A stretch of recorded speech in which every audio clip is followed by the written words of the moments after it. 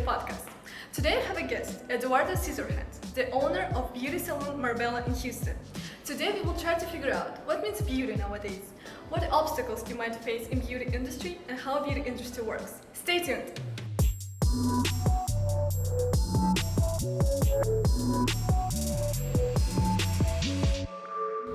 Hello Eduardo, how are you feeling today? I'm doing well, thank you. So my question is, you've been owning this business for 18 years. Yes, But correct. before, you were a hairdresser in another salon. So what is the advantage of being entrepreneur, like being owner of the place? Well, for myself, personal reasons was personal goals. I wanted to pursue a career that I love and push it to the limit. So becoming an entrepreneur after 6.5 years of experience behind the chair was my ultimate goal and dream, and I've been living it for 18 years or so. So I'm very happy and pleased with it. Do you remember the exact moment when you realized that you wanted to own your own salon? You know, it was always from the beginning, it was just a dream, a goal. And I'm a very goal-oriented person, so I felt as though it was something that I wanted to do since the beginning. So pretty much since the beginning of school, and You knew all the time that it's gonna happen? I knew there was my faith to do whatever I wanted to do, and I could essentially achieve anything that I would set my mind to, and I have. You know, beauty industry is really popular kind of business. So what do you think makes your salon different, which more unique? Well, what makes us stand out is the ability of being able to keep up with trends, being able to work with all kinds of hair textures. As you know, Houston is the most multicultural city in the United States, so we have people from all walks of lives, biracial. You can say at the same time we have people from all over the world, really. So it's essential that we are educated and knowledgeable on how to work with different textures of hair. And also, can you tell me about your service? What little details you have in Marbella, probably, which is different from other salons? Well, the primary thing that we focus here in Marbella Salon is our clients' best interest. So protecting your hair is basically our number one goal, making sure that your hair is on point. We achieve our goal without damaging, exposing your hair to unnecessary treatments that are going to damage your hair. Alright. There is very widespread technique, especially in fashion, about having an exact model of your client. So, for example, like fashion designers used to do that, and stylists, they have like description of a person who buys their products, like for example, puts their makeup, cosmetics, or buys their clothes. Do you have this exact model of a girl who comes to Marbella? What is Marbella girl? Yeah, a Marbella's girl.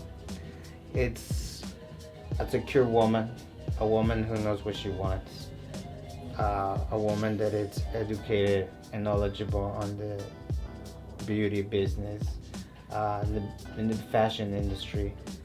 She is middle class and up, and she loves and knows what she wants. So, being able to work with people and allow them to be themselves, express what they're looking for, and have a great consultation to meet in the middle to make something fantastic happen. It's our goal. Pretty cool. That's one point. It's conventional wisdom that beauty industry is really hard and even cruel sometimes. Have you ever faced this cruelty in business industry, or is it a myth? It really depends on the perspective that we're talking about. At this point, I can tell you that as many other businesses on whatever their industry may be, we face different challenges. However, one of our most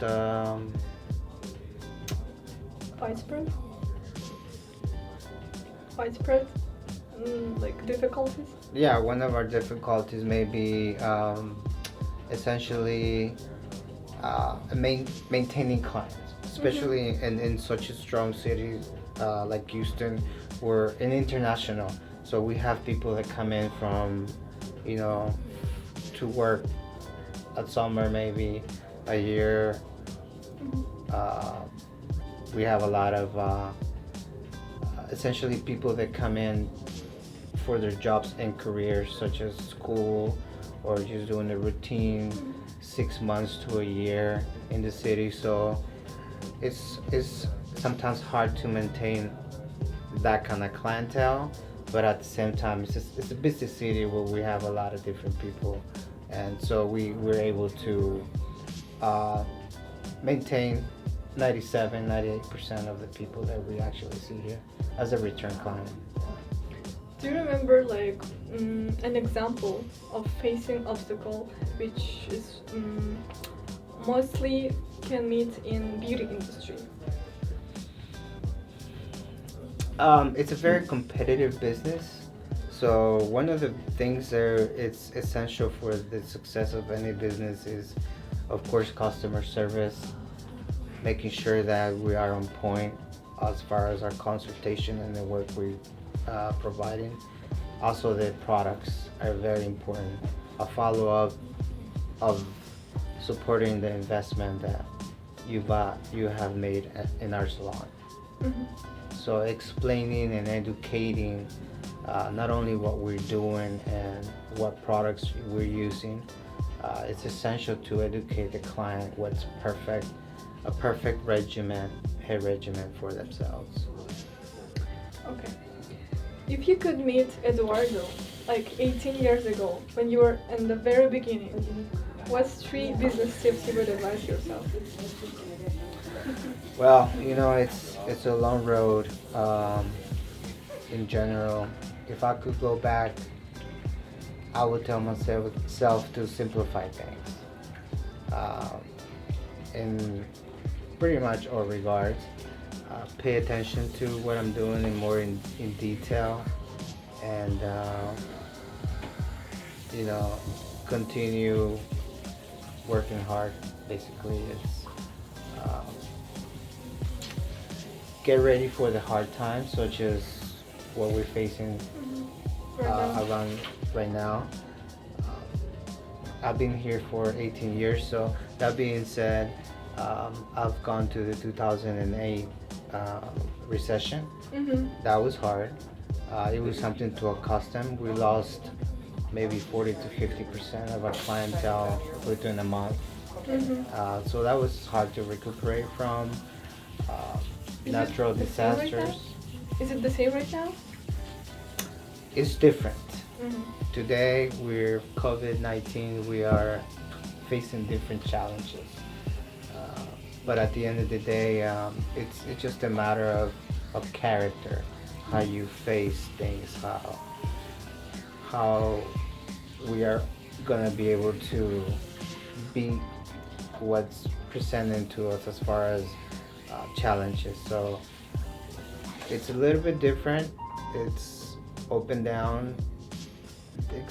It's very hard to compare, even though they're both recessions. They're completely different.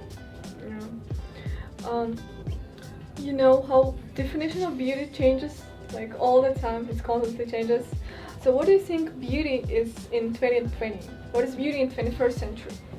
Beauty in the 21st century, it's all over the place. So you have fashion from the 80s, 90s. new millennium, everywhere. Everything, it's catered to the individual. Everything, patterns, shapes, and forms go with just about everybody. It's just a matter of, it's a freedom time. It's a time to express yourself as an individual, fashion-wise. So there's really no right or wrong way to do it. It's just your way. And that's what makes like, individuality so beautiful.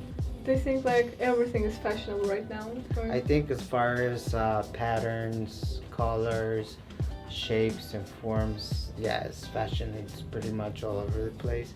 One thing that we are seeing more, excuse me, is we're going with very natural looks, especially with the climate, such as Houston, being such a hot, humid city.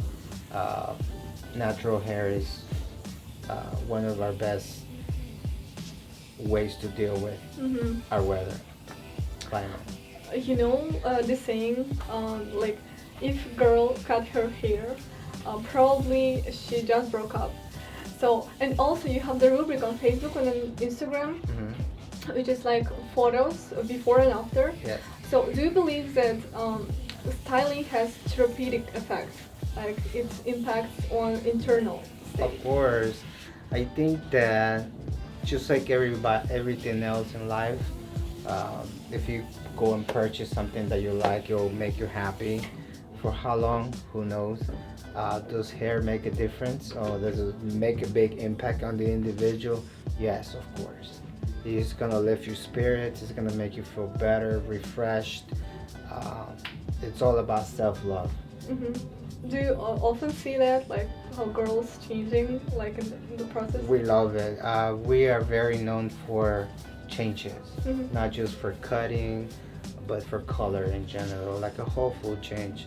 And what it is just, you know, having somebody who's really tired of their old look and what's going on with their lives. It could be what we're facing today, you know, COVID. It could be just breakup, such as what you mentioned.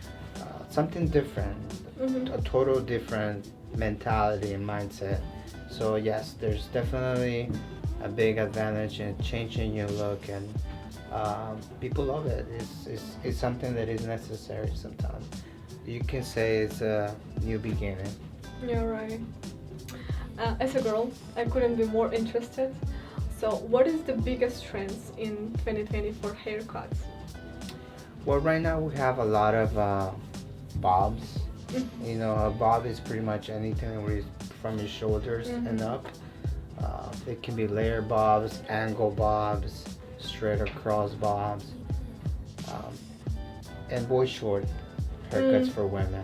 Very sexy, very beautiful, very attractive, exquisite.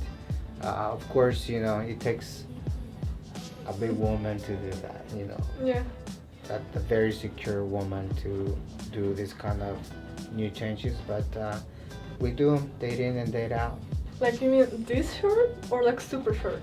Short. I mean, pixie short, boy short. Okay, got it. Yes. Thank you. Thank you for having us here. Thank you guys for watching. Follow our Spotify, YouTube, Instagram, and see you soon.